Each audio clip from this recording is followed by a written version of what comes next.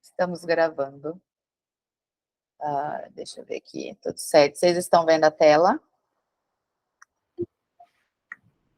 Estou tirando pessoas. Ok. Deixa eu pegar meu...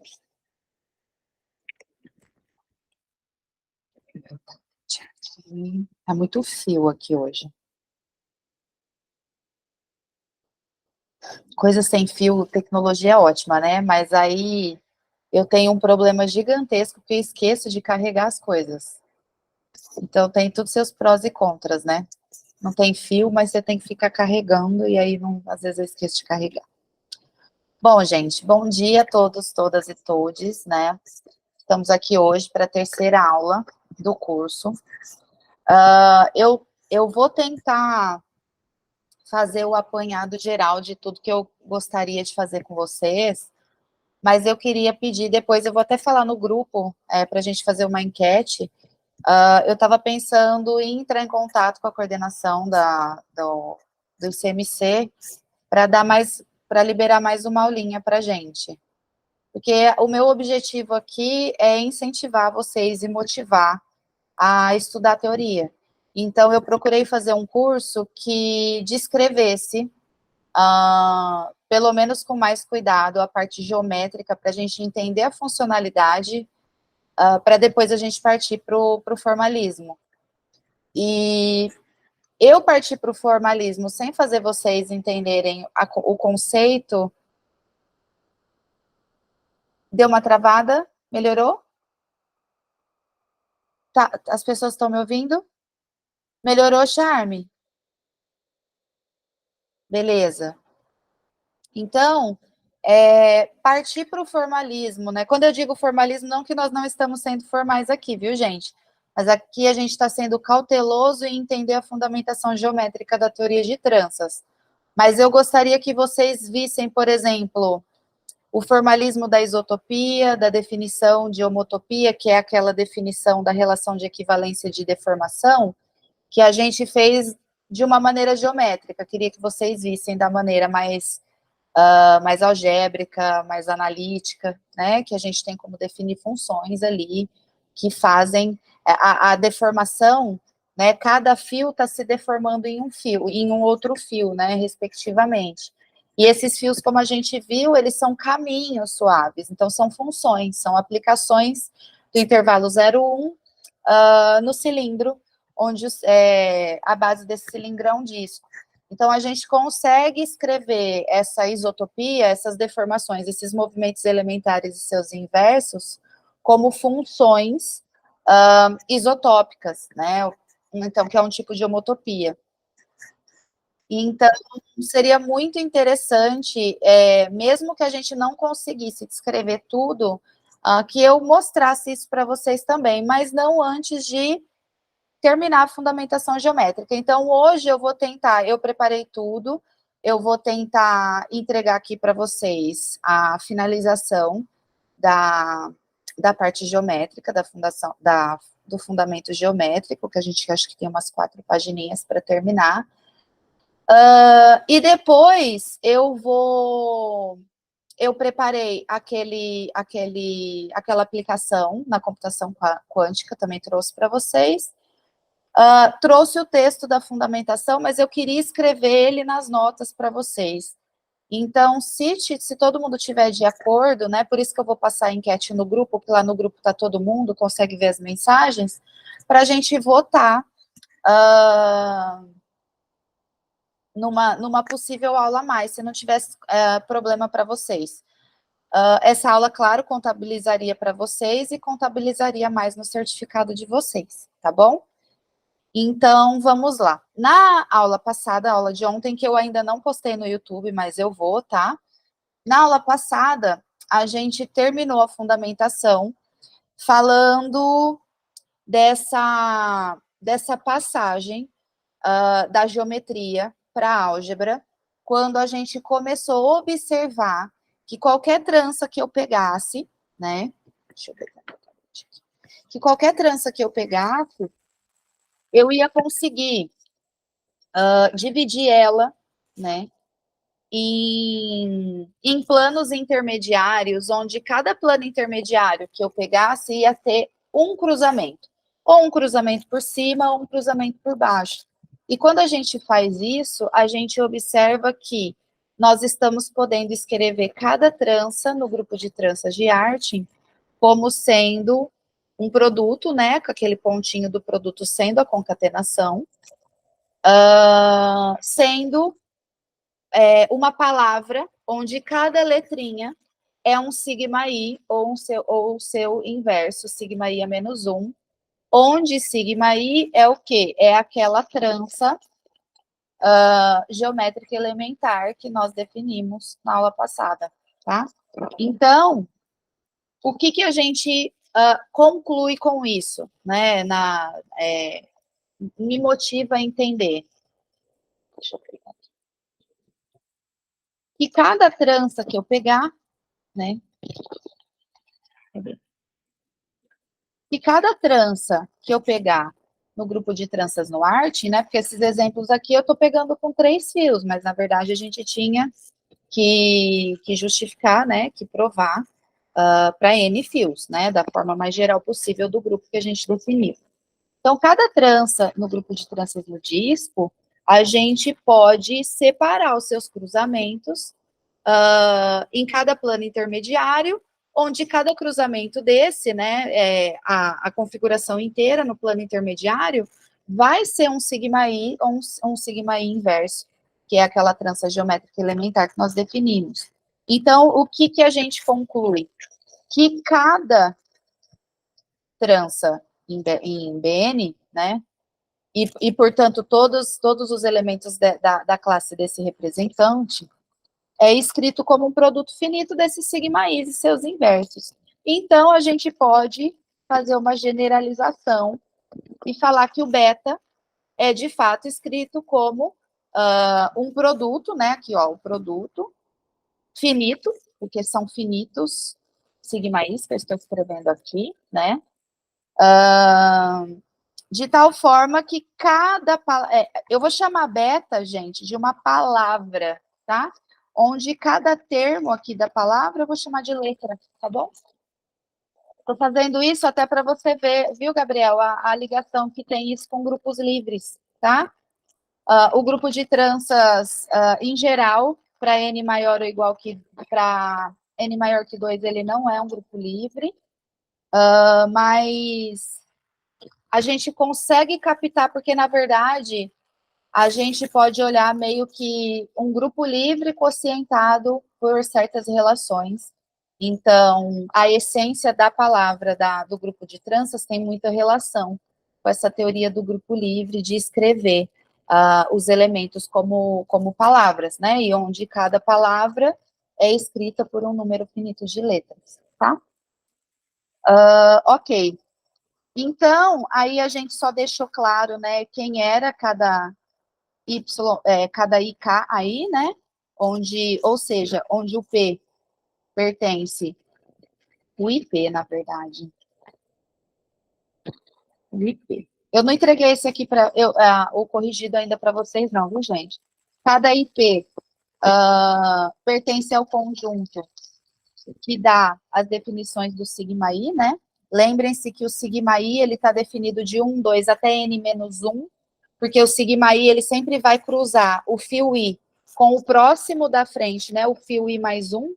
Então, se eu escolhesse o ponto n, se eu quisesse definir o sigma n, não seria possível, né?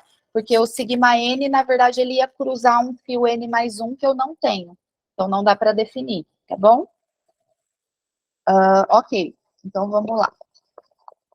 Bom, então a gente pode escrever cada trança como sendo um produto finito de tranças elementares e os seus inversos, tá bom?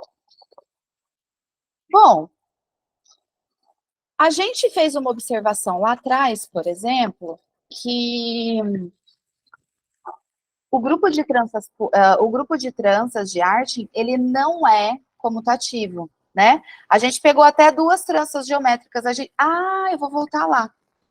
Porque eu não tinha falado de trança geométrica elementar ainda, então eu chamei de alfa e beta.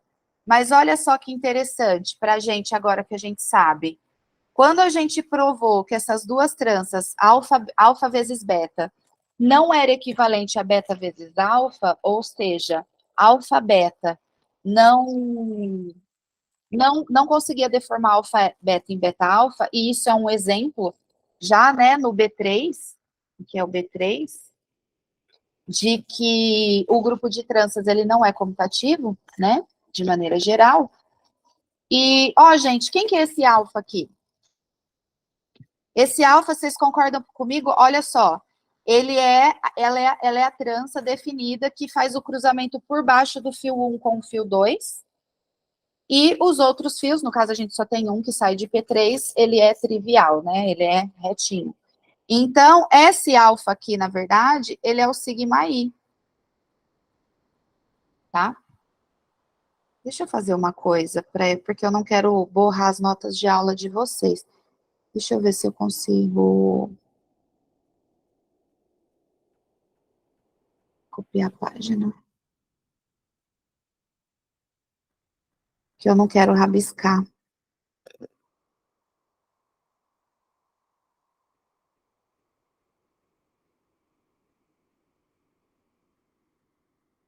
Como que eu faço para colar? Deixa eu fazer um negócio aqui. Vou pegar essa daqui. Na verdade, é isso aqui que me interessa, né? Copiar. Vou lá.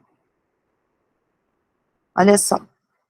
Então, essa trança alfa, que eu chamei de alfa porque a gente não sabia a definição dela como trança geométrica elementar, a gente pode chamar ela, não precisa mais chamar ela de alfa, porque a gente sabe agora que essa trança aqui, ela é a sigma 1 em B3, né? Nós estamos em B3, tá? Essa trança aqui, gente, a beta, vou fazer um negócio para não ficar, vou botar aqui. Essa trança beta aqui, ela é a que cruza o fio 2 com o fio 3, onde o fio 2 passa por baixo. Então, quem que é essa trança? Onde os outros fios são triviais. Então, essa daqui é uma sigma 2 em B3, né? Então, na verdade, eu estou fazendo o produto sigma 1 concatenado com sigma 2. E a gente viu, então, que ela não é equivalente, né? A gente pode colocar notação de diferente, mas sabendo que a gente está trabalhando com as classes. Essa aqui é sigma 2, essa aqui é sigma 1. Então, sigma 2 vezes sigma 1. Então, o que, que a gente chegou aqui? Que sigma 1, sigma 2, sigma 1 e sigma 2 não são comutativos, né? Mas aí eu vou jogar uma pergunta aqui para vocês. Será que a gente já sabe por esse contra-exemplo simples que o grupo de tranças ele já não é comutativo em geral. A minha pergunta é, mas será que existe tranças ali dentro daquele conjunto infinito ao qual elas comutam, essas tranças? Então, a gente vai ver agora, tá? Então, a gente viu no exemplo anterior que a gente não garantia a comutatividade do grupo, né? Ou seja, quaisquer dois elementos lá, eles comutam. A gente já pegou um contra-exemplo de dois bonitinhos lá que não comutam, então o grupo não é comutativo, né? Mas será que ninguém comuta? E a resposta, né, é não. A gente tem tranças ali especiais que vão comutar e são até parecidas com aquelas que a gente viu. Deixa eu aumentar uma folha aqui. No exemplo que a gente acabou de recordar. Olha só essas duas. Notem que eu tô, ó, vamos separar aqui.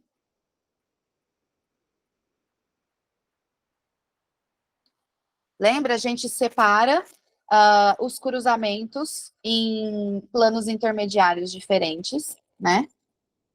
Aqui. Ó, esse daqui, aqui, gente, eu coloquei A1, A2, mas é P1, é a mesma coisa, P1, P2, tá bom? Aqui eu tô cruzando. Deixa eu fazer uns 3 pontinhos aqui. Aqui, aqui e aqui, tá? Então, eu tô falando, o primeiro plano intermediário que tem o primeiro cruzamento, ele tá falando que eu tô cruzando o fio I com o fio I mais um, certo? E os outros são todos triviais. Então, isso aqui é um sigma I, né? O cruzamento de baixo, no segundo plano intermediário, eu tenho tudo trivial e tenho um cruzamento do J, do fio J com o fio J mais um, onde o cruzamento do primeiro fio está sendo por baixo. Então, isso é um sigma J, tá?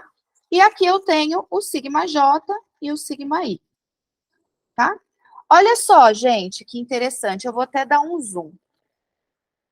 Eu estou afirmando aqui para vocês que quando o sigma I e o sigma J forem de tal forma que eu pegar a distância entre o I e o J maior ou igual que 2, ou seja, gente, ó, o I antes do J tem pelo menos mais um ponto.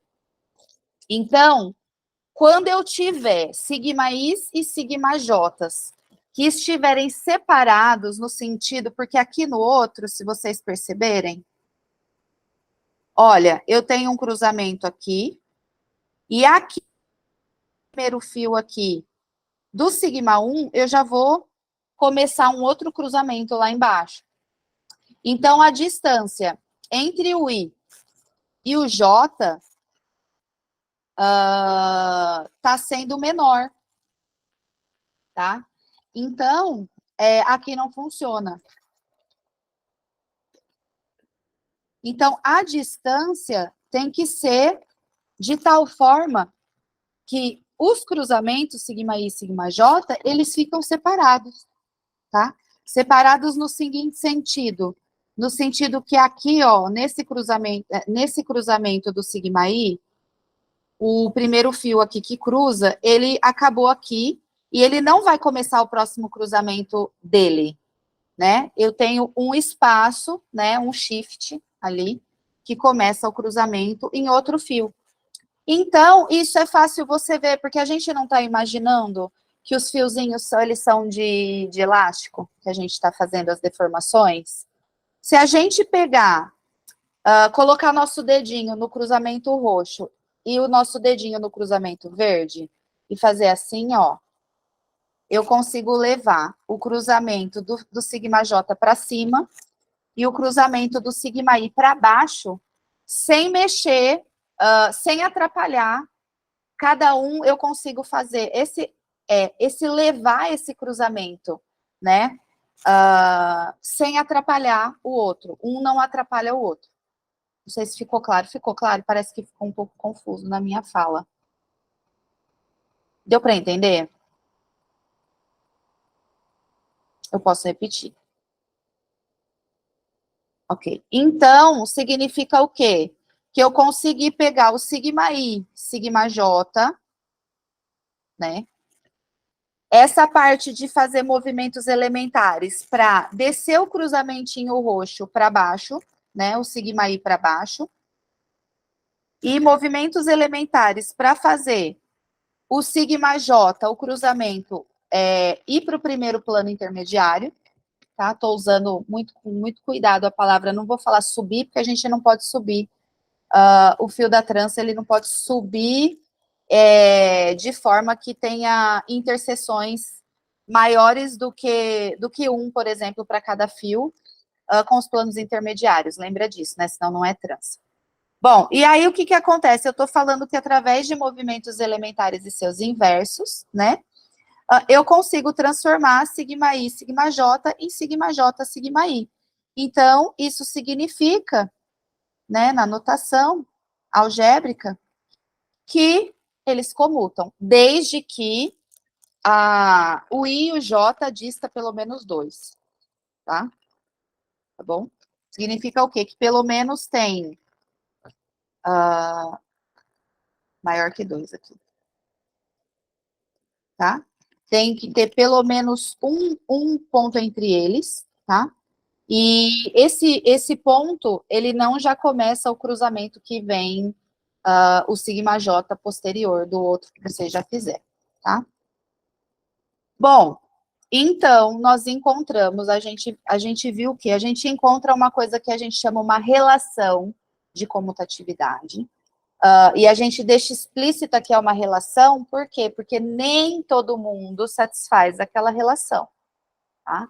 Então, vocês, por exemplo, algebricamente, só vão poder usar essa propriedade caso diste pelo menos 2, a distância entre I e J, tá? A maior que 2, perdão, gente. Tá? Ok. Bom, eu queria trazer... Pronto, tá aqui. Antes de falar do teorema, eu queria mostrar outra relação para vocês, tá? Olha só, deixa eu pegar ele aqui agora.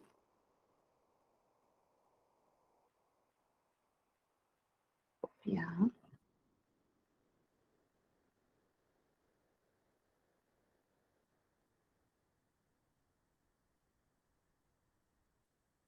Vou colar aqui.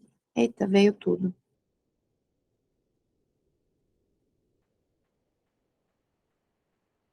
Só quero esse.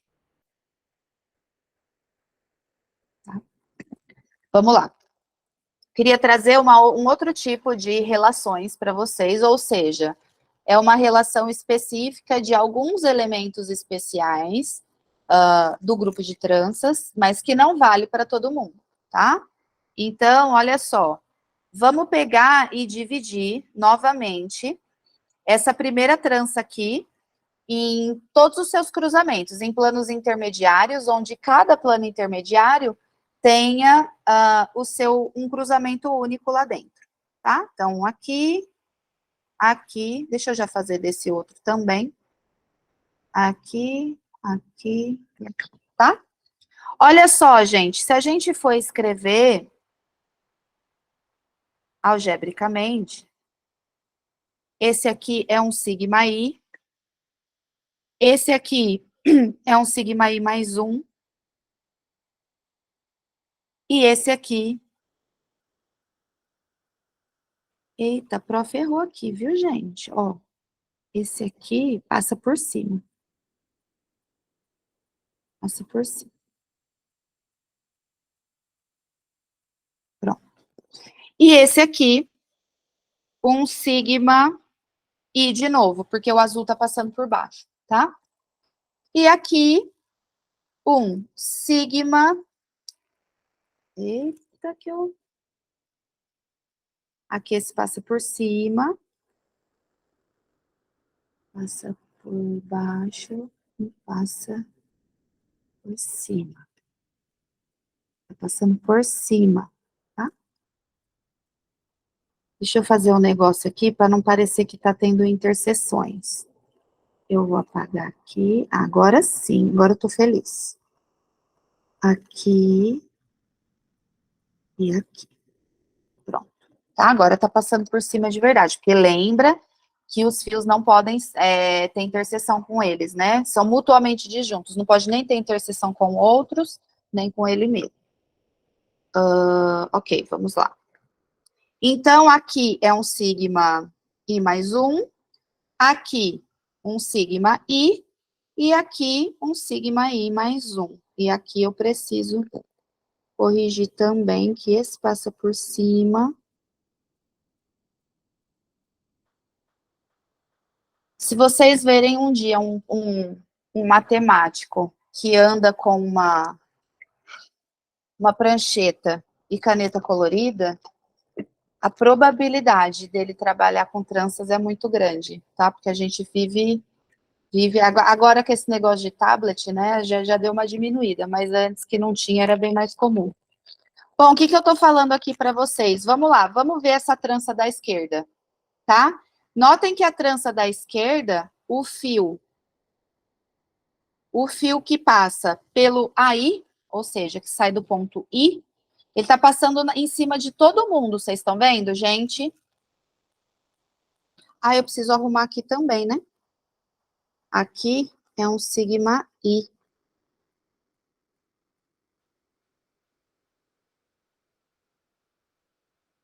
Sigma I. Aqui, sigma I mais um. Ô, coisa.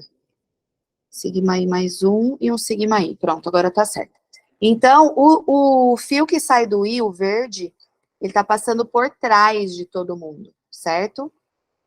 Então, olha só, ele tá aqui para mim agora, ele tá com essa barriguinha para cima, não tá? Bom, se ele tá passando por trás de todo mundo, eu posso aplicar opa, escolher um ponto A aqui, né, na curva. Um ponto A aqui na curvinha do verde, um ponto B aqui na curvinha do verde, escolher um C aqui, né? E fazer um movimento elementar inverso e trazer ele para trás, formando esse aqui. Vocês concordam comigo? O fio azul, ele está passando pela frente do verde e por trás do rosa. Vocês concordam com a prof? Então, ele está no meio. Só que lembrem que, apesar da gente estar na representação planificada, isso é um cilindro mergulhado no R3. Então, eu tenho o fio verde aqui atrás, o fio rosa um pouquinho aqui mais na frente e o fio azul passando no meio deles. Então, eu consigo fazer essa movimentação sem linkar com ninguém, né? Sem enlaçar com os outros fios. Então, eu posso pegar um pontinho A aqui no fio azul e um pontinho B aqui no azul e escolher um ponto C aqui fora e aplicar um movimento elementar inverso. Perdão, esse é um movimento elementar, não é inverso. Estou puxando para frente, estou esticando, né? E trazer ele para cá, gente, ó. Verde, isso tá certo. Ó. E trazer ele para cá, fazendo isso aqui. E, por fim, o fio rosa, que está passando pela frente de todo mundo, eu posso trazer ele mais para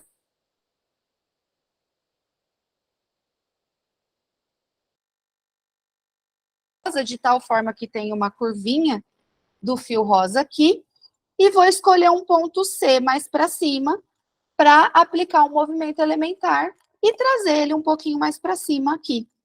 Ou seja, a gente conseguiu transformar essa trança via uma sequência finita de movimentos elementares e seus inversos e transformamos ela nessa trança que está na tela à direita, né? Que é exatamente essa sigma I mais um, sigma I mais um. Significa, então, dizer o que a gente pode dizer? Que sigma I mais um, sigma I, que é a configuração algébrica da trança que está à esquerda, ela é equivalente, né? Geometricamente, a gente está usando o tracinho de igual, né? Para falar que elas são equivalentes. A trança, sigma I mais um, sigma I mais um. Então, essa é outra relação que nós temos para as tranças de Artin, que não vale para todo mundo. Ou seja, olha só, o sigma I, eu estou relacionando com o sigma I mais um nessas condições algébricas. Então, eu sempre estou pegando um sigma I com o seu próximo. O sigma 1, sigma 2, sigma 1 é a mesma coisa que sigma 2, sigma 1, sigma 2. O sigma 2, sigma 2 é igual ao sigma 3, sigma 2, sigma 3 e assim por diante. O que vocês não podem falar, porque nós não provamos, que o sigma 5, sigma 7, sigma 5 é a mesma coisa que sigma 7, sigma 5, sigma 7, porque esses números não são consecutivos, tá bom? Bom, por que a prof mostrou especificamente essas duas relações? Bom, a primeira porque faz super, na álgebra, faz super sentido a gente perguntar, dado um grupo não comutativo, quem é ali comuta, né? Até a gente tem um subgrupo especial, quem não estudou vai estudar o subgrupo dos comutadores dentro de um grupo, que é exatamente o conjunto, o subgrupo, né, desse grupo, que são os elementos que comutam lá dentro, tá? Bom, e aí, finalmente, nós provamos, nós apresentamos para vocês o primeiro teorema de arte em 1925, lá que eu comentei para vocês, sobre a apresentação de grupos. O que é uma apresentação? Primeiro, tá? O que é uma apresentação de um grupo, tá? Então, dado qualquer grupo com a sua operação, não precisa ser o grupo das tranças, deixa eu arrumar minha cadeira aqui.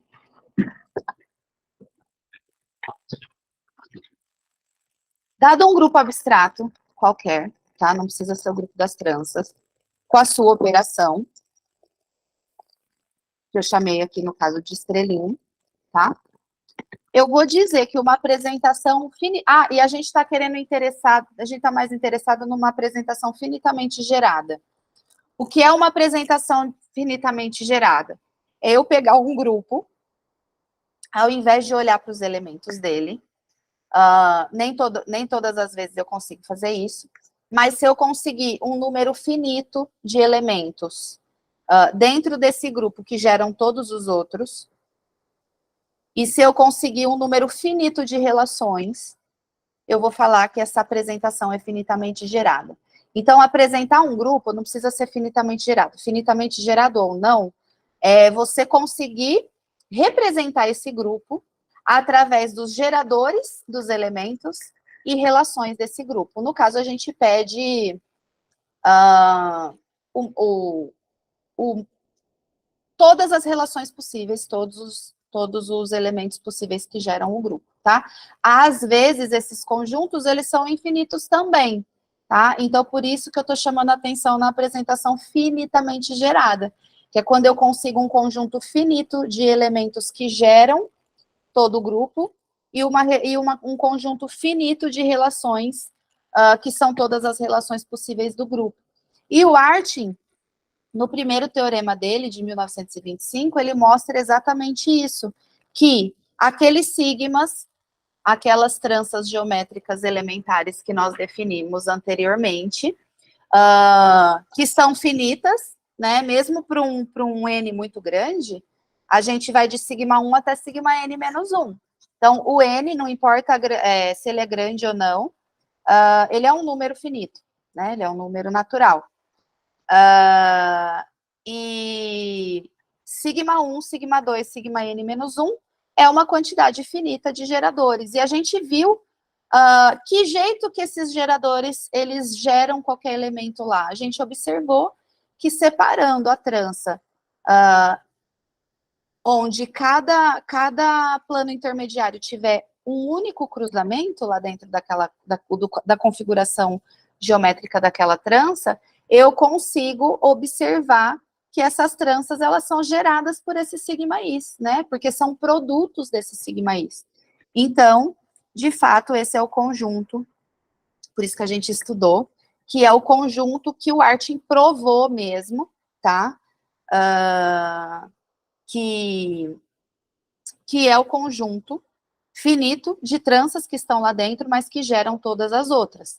O que é interessantíssimo para álgebra, para matemática, né? Porque você pegou um conjunto infinito, e se eu te pedisse para testar uma coisa, elemento a elemento, seria humanamente impossível, porque se esse conjunto é infinito, eu ia ter que ficar pegando elemento a elemento, eu não ia conseguir nunca terminar. Mas agora, por exemplo, se eu pedir para testar alguma propriedade, eu posso testar pegando uma trança arbitrária, e eu sei que ela é escrita da forma que a gente já observou. Eita, meu Deus. É bom que no vídeo vai ter vários eitas, né? Toda vez eu falo eita. Como esse produto aqui, ó, finito, de tranças geométricas elementares. Então, agora eu posso testar, porque qualquer trancinha eu posso escrever daquela forma lá, tá? E aí, gente, as relações que o Artin falou, que todas as outras relações vêm dessas daqui, que é quando dois sigmas comutam, né? Eles não podem ser consecutivos, né? E a relação de que quando eu tenho, notem que eu tenho uma relação que vale para sigma is que não são consecutivos e a outra para sigma is que são consecutivos, tá? Então, todas as outras relações, elas vão advir dessas duas. O Artin provou isso. Infelizmente, aqui a gente não tem ferramenta. A geometria e o pouco da álgebra que a gente introduziu aqui, a gente não tem ferramenta para provar esse teorema agora, tá? Mas eu posso deixar nas notas, nas referências, para vocês olharem, tá? E aí, gente, eu terminei a aula falando, né, eu dei um spoiler, que os sigma-is, né, quando eles estão planificados na representação geométrica planificada, eles têm uma carinha de cromossomo, né? E quando você pega, eu dei até um exemplo aqui para vocês antes de terminar a aula, aqui. Quando vocês pegam, por exemplo, um sigma 1 e concatena com outro sigma 1, que no caso dá um sigma 1 ao quadrado, né? Vocês veem na representação geométrica, que está péssima aí no caso, né? A representação geométrica nesse cilindro dessa trança, ele parece um pedaço de um DNA, tá? Então, respondendo aquela segunda pergunta que eu deixei na primeira aula eram duas perguntas que eu tinha deixado do porquê que a teoria de tranças foi importante na motivação, né?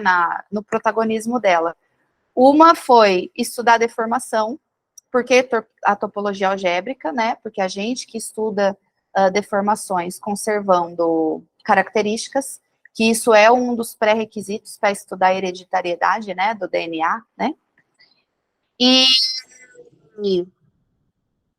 a segunda é que na topologia algébrica a gente pode deformar qualquer espaço topológico que a gente quiser. Então, por que a gente foi justo querer deformar para estudar essa parte do DNA? Por que a gente foi estudar justo a teoria de tranças? É justamente por isso, porque esses geradores aí, e como eles são os geradores, qualquer outra trança é gerada por eles. Então, se eu estudar a estrutura por gerador, eu consigo estender para qualquer outro elemento ali dentro. Então, o motivo de se estudar tranças e relacionar com o DNA, não só a parte de deformação, mas deformar essas estruturas, esse conjunto de tranças, porque os geradores deles têm essa representação cromossômica na planificação da representação geométrica e de DNA, quando a gente olha em 3 dimensões, o cilindro mergulhado no R3 mesmo, tá? Ok. Tudo bem até aqui, gente? Alguma pergunta?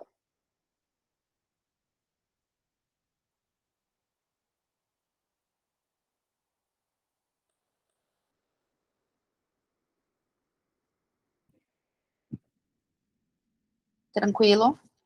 Tá certo. Então, ok, vamos lá. O que eu vou fazer agora? Agora, eu ia falar alguma coisa que eu esqueci. Na hora que eu estava falando, eu lembrei, mas tudo bem. Agora, aproveitando essa ideia da motivação de estudar tranças, né? Agora eu faço uma outra pergunta para vocês. Até para a gente já fechar as tranças no disco, tá? Nessa parte geométrica. Eu falei para vocês, até escrevi na ementa, quando a gente foi apresentar o curso para vocês, para fazer a inscrição, né, no verão, que a teoria de tranças, ela é muito importante hoje, na verdade, ela nunca parou de ser estudada, até para as aplicações dela, mas não sei se vocês já ouviram falar, né, de uma de um ponto aí muito batido, pelo menos desde a década de 80, que já vem se falando isso, a respeito. Eu vou trocar a tela agora, tá bom, gente? Eu vou pegar a aplicação aqui que eu trouxe para vocês. Só um minuto.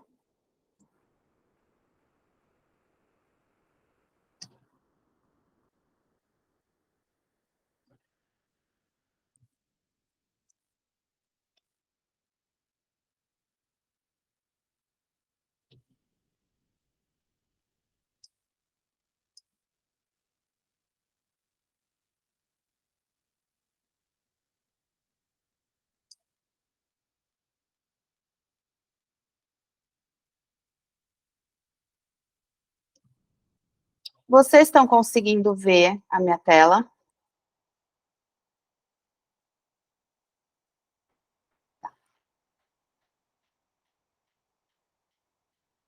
Então, um tópico muito batido aí, né? Eu queria colocar no meio de slide, mas eu não queria que ele ficasse em tela cheia, porque senão eu não vejo vocês. Só um minutinho. Não sei nem por que ele abriu aqui. Deixa eu ver se eu consigo abrir no PDF, gente. Só um minutinho.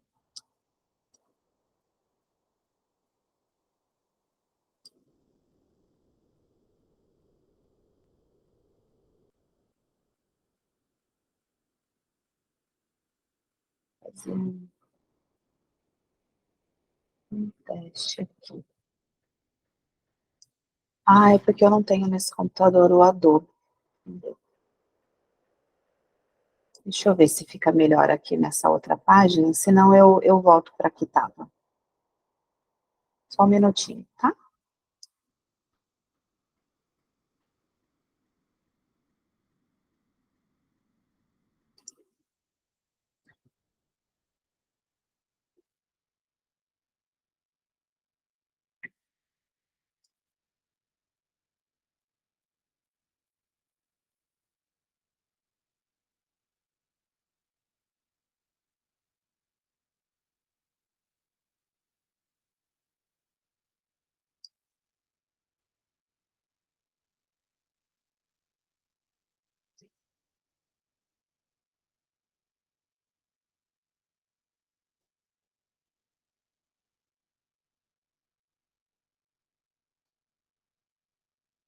Tô só testando, estou importando o documento. Se vocês tiverem alguma observação para fazer, fica à vontade. Eu não estou vendo o chat, se vocês quiserem falar no microfone.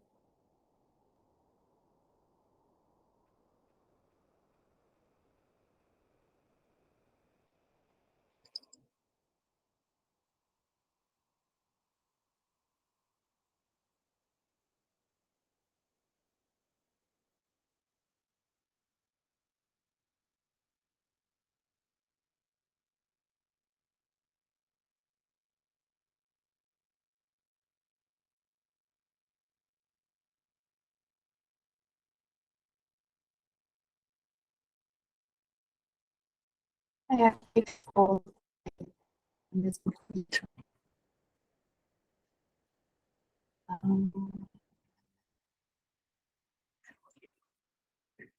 Vamos, gente, vou continuar aqui onde a gente está mesmo. Vocês estão vendo a tela, tá bom, tá bom?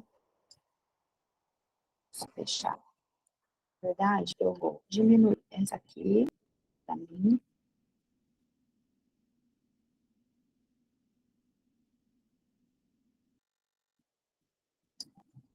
Aumentar um pouquinho.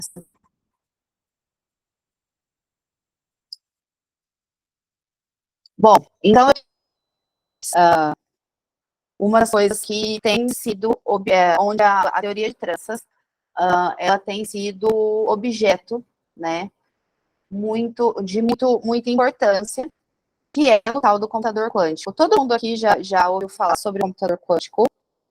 Nós temos o Ian aqui, que é um físico, inclusive. O Ian, você tem alguma coisa que você gostaria de falar sobre isso para a gente? Para complementar nosso curso?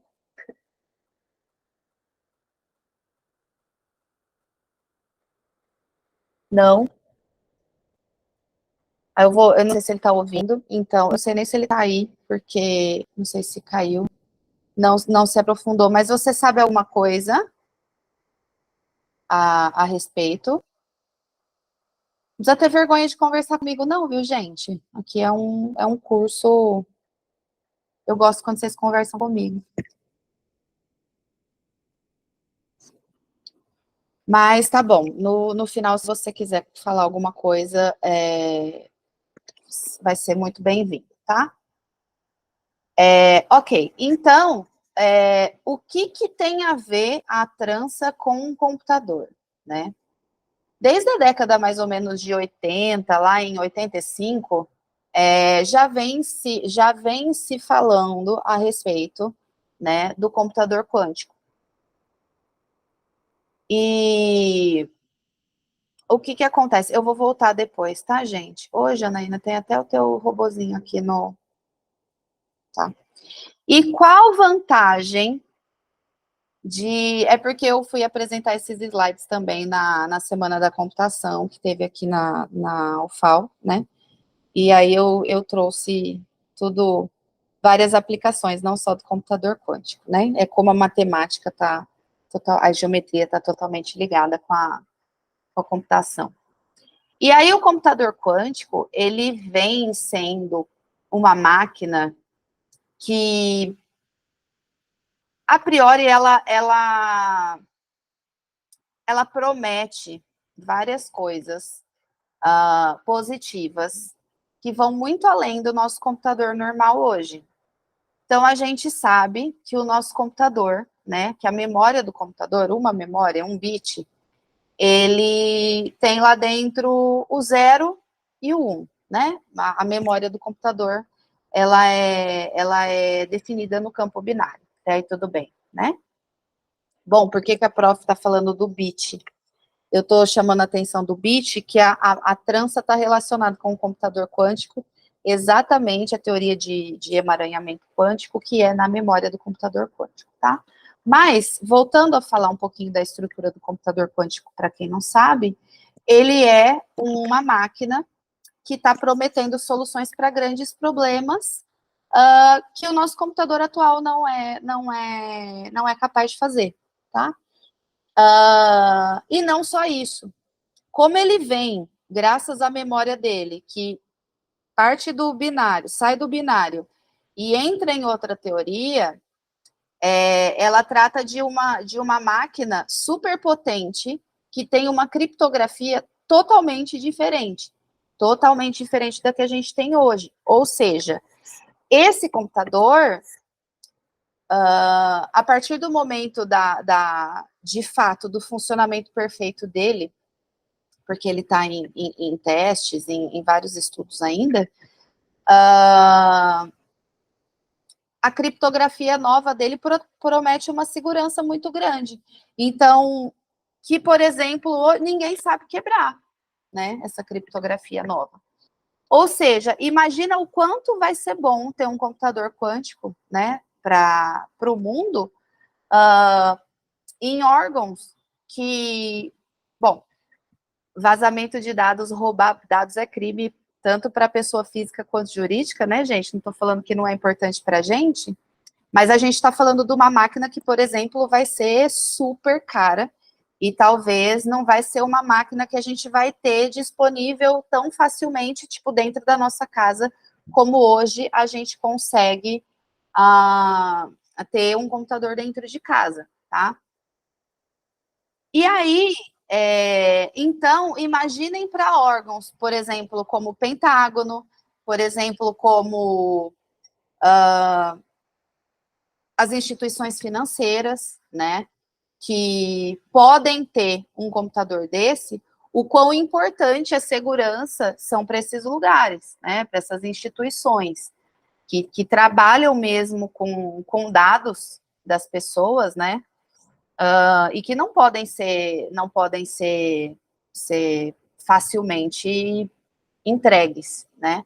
Assim como o dinheiro, né? Vocês veem tanto ataque cibernético, até não só banco, mas a gente vê até em universidades para atacar atacar site de universidade, para pegar dados das pessoas, enfim, a gente tem uma infinidade de pessoas que agem de má fé, que atacam a parte cibernética para conseguir coisas que eles não deveriam tá tentando fazer, né, pegar.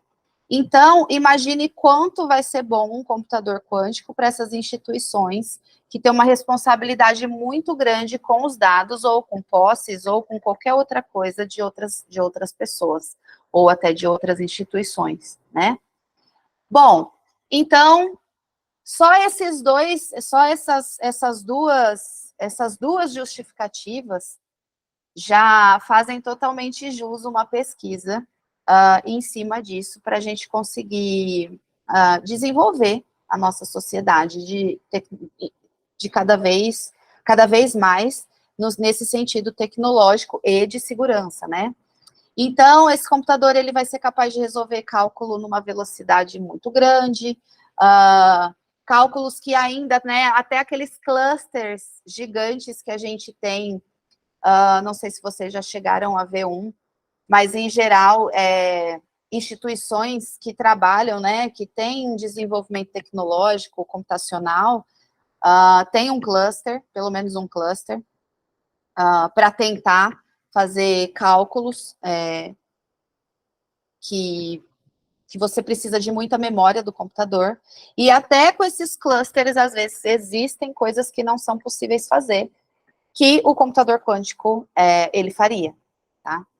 Então, é muito...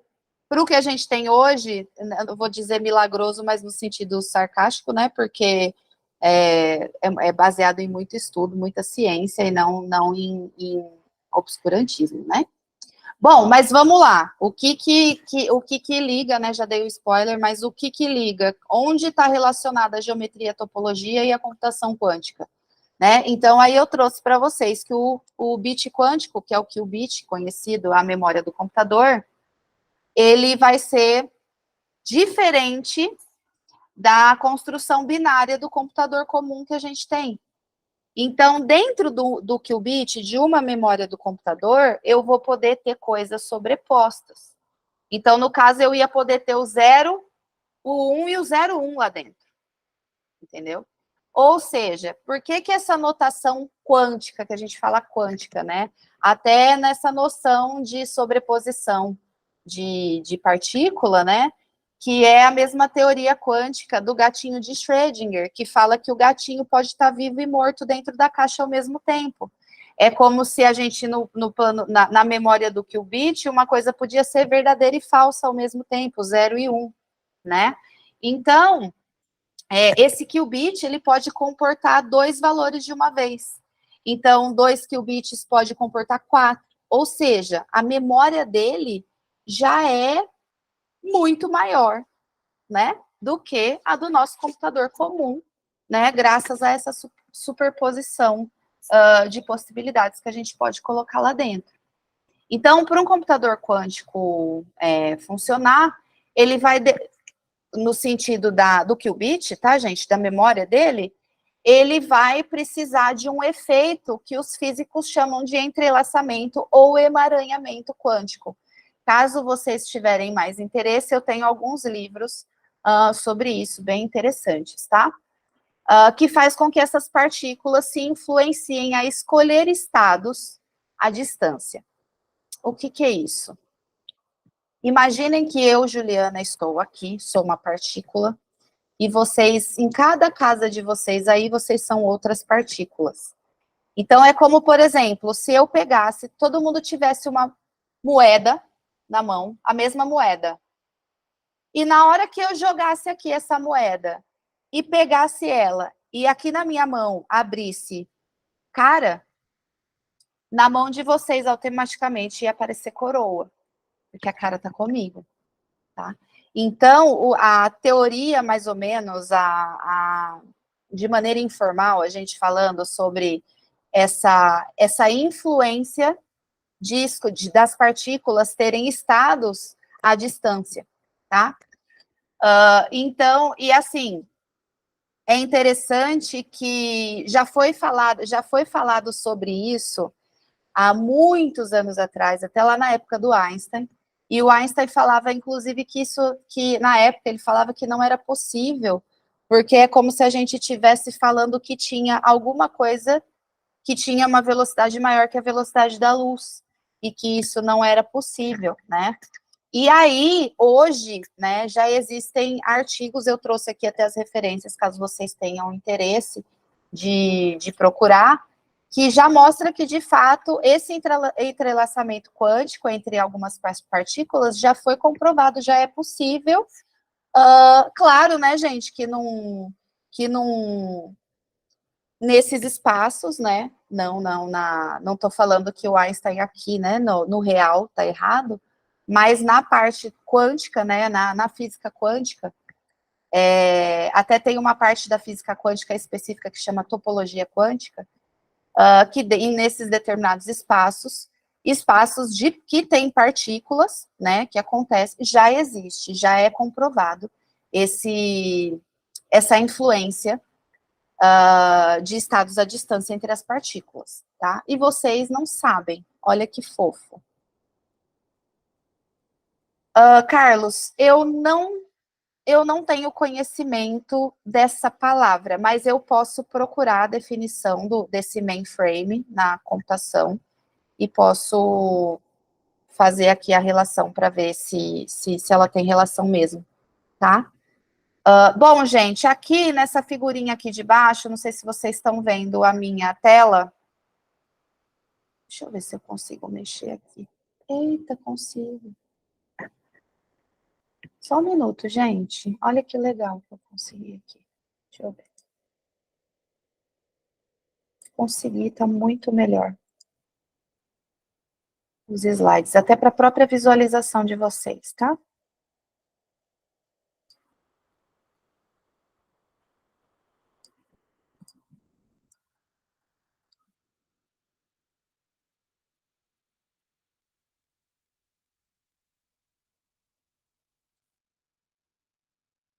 A Janaíne está respondendo que é isso mesmo, Carlos. Ok. Depois a gente conversa com isso no final da aula. Bom, e aí... Onde eu estava?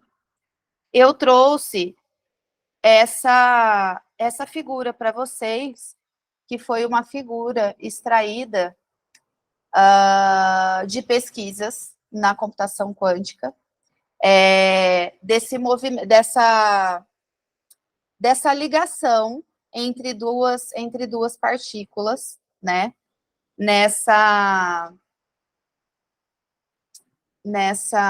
Como chama aqui? Nessa influência de partículas à distância, tá? E, gente, quando duas partículas estão emaranhadas, o estado de uma está ligado ao estado da outra, tá? Então, essa influência de estados à distância. E, gente, o que está aparecendo essas partículas com esse fio no meio?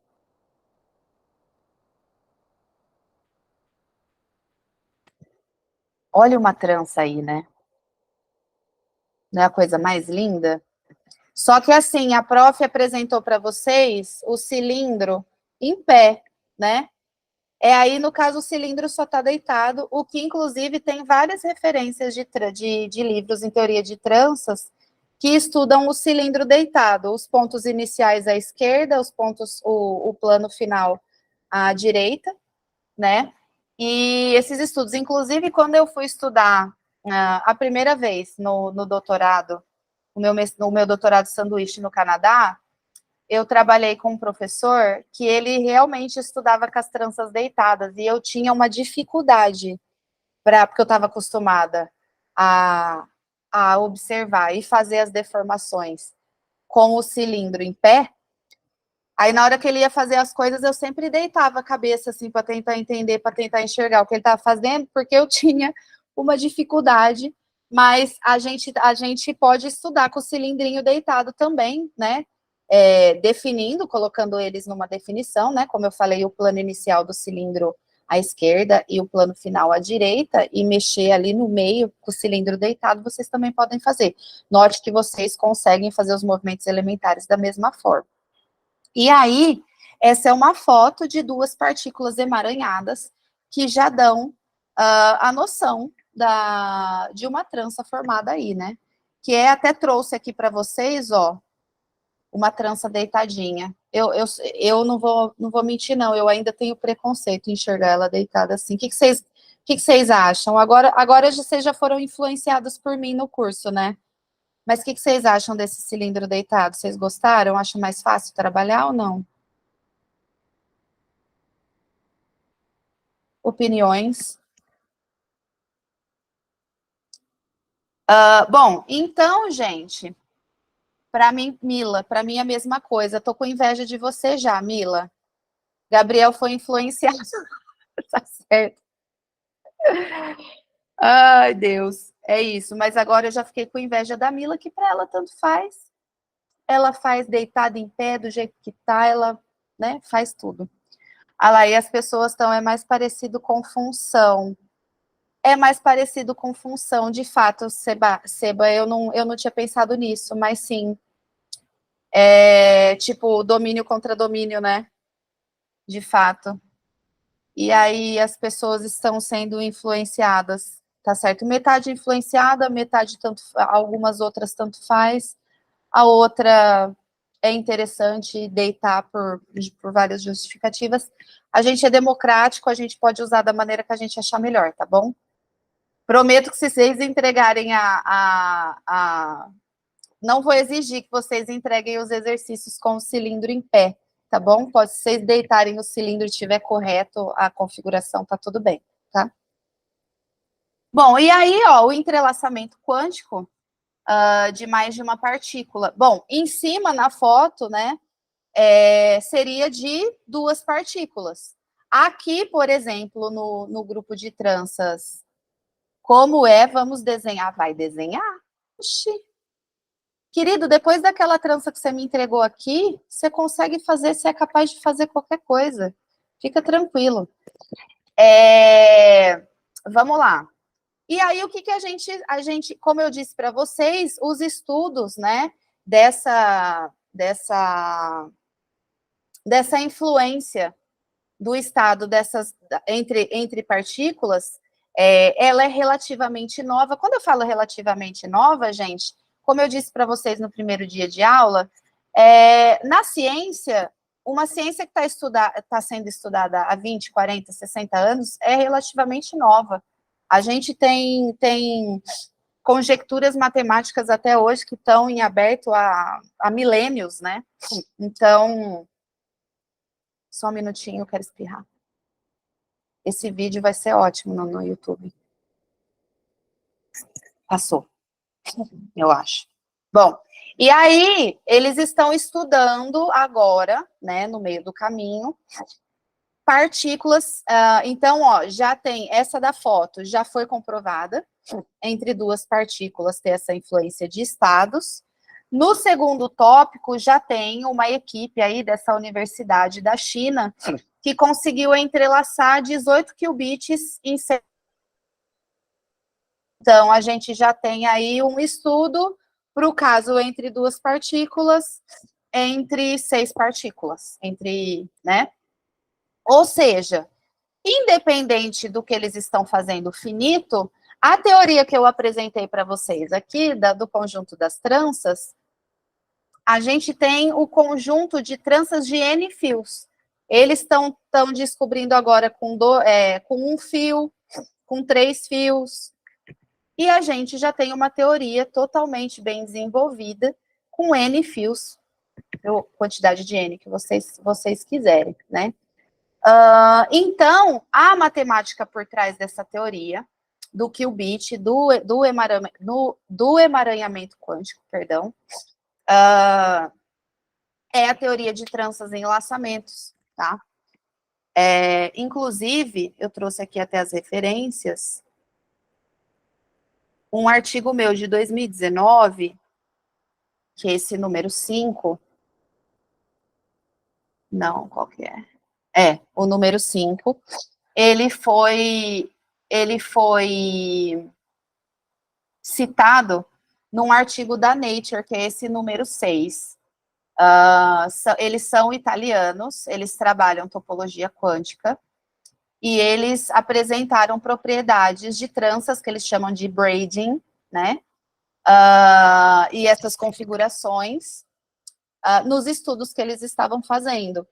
E quando eu fui ver o que estava acontecendo, né, porque eu achei interessantíssima essa citação, e foi um artigo deles que eles publicaram nada mais, nada menos que na Nature, eles estavam meio que presos a uma estrutura que ainda era um conjunto infinito, e esse meu artigo dava uma apresentação finitamente gerada para essa estrutura que eles precisavam. Então, foi por isso que eles me citaram. Então, eles estavam testando um conjunto que meio que eles estavam com problemas, porque o conjunto era infinito, né? E aí, a minha apresentação finitamente gerada conseguiu fazer que qualquer estrutura que ele precisasse fazer ali tinha uma representação como uma palavra finita de elementos, de finitos elementos dentro daquela estrutura deles, e aí eles puderam desenvolver o artigo deles, né? E eu fiquei muito feliz de saber porque em geral na matemática pura, é o que eu falei para vocês, às vezes a gente faz uma teoria, não significa que ela não seja importante, mas significa que ela vai ser estudada, vai ser usada daqui um tempo maior, né? Então, eu achei interessante porque eu lembro que na época eu tinha submetido o artigo e numa revista e submeti no Archive. E eles acharam e citaram, inclusive, o Archive primeiro, e depois eles citaram com a citação da revista. Então, assim, a interdisciplinaridade da matemática, ela é muito importante. Olha o tamanho da importância de se ter um computador quântico na nossa realidade, no nosso dia a dia, né? Quando eu digo isso a nível institucional primeiro, quem sabe daqui a uns séculos aí que talvez eu não vai, bom, se for séculos eu não vou estar aqui mesmo, né? Porque eu não sou imortal. Mas que pessoas, né, que a sociedade ela use esses computadores quânticos, coisas que alguém lá na frente vai falar lá, ó, teve uma professora loira lá que fez um curso e os alunos dela estavam estudando isso, entendeu? Então começou ali desenvolver tal. Então a matemática não é porque a gente é matemático não, viu gente? Desculpa quem não é, mas ela tá de fato quando a gente procura na pesquisa essa interdisciplinaridade, ela sempre está ali do ladinho quando a gente precisa fazer alguma coisa. Então, eu estou chamando a atenção também para a importância da gente continuar desenvolvendo a nossa pesquisa, mas a gente sempre está em contato com pessoas que usem a nossa pesquisa. Tem um professor aqui da UFAL, do Instituto de Física, que ele trabalha com defeitos topológicos. E ele trabalha com coisas maravilhosas que você vê a topologia sendo usada, assim, diretamente. E é muito bonito. Eu fiquei sabendo disso, ele era meu colega, não sabia que ele trabalhava com isso, mas ele me procurou numa época que ele pediu para a aluna dele de doutorado se matricular na disciplina de topologia da graduação que eu daria, porque ela precisava, que seria importante para ela estudar as estruturas dos espaços topológicos, para ela até conseguir, para ela seguir com mais facilidade na teoria dela. Então, isso é muito importante,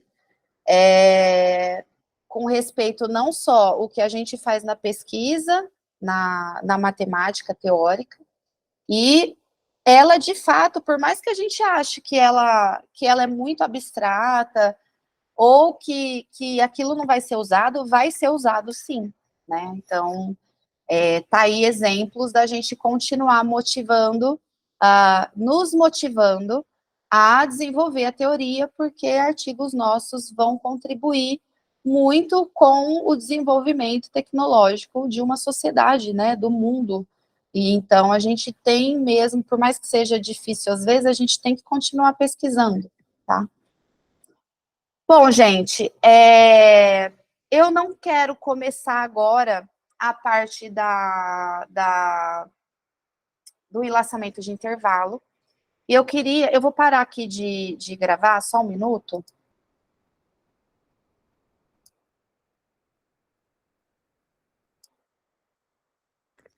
E eu queria mais ou menos saber aqui por cima.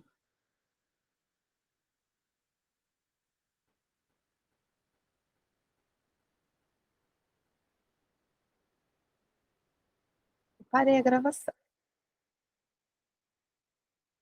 Ah.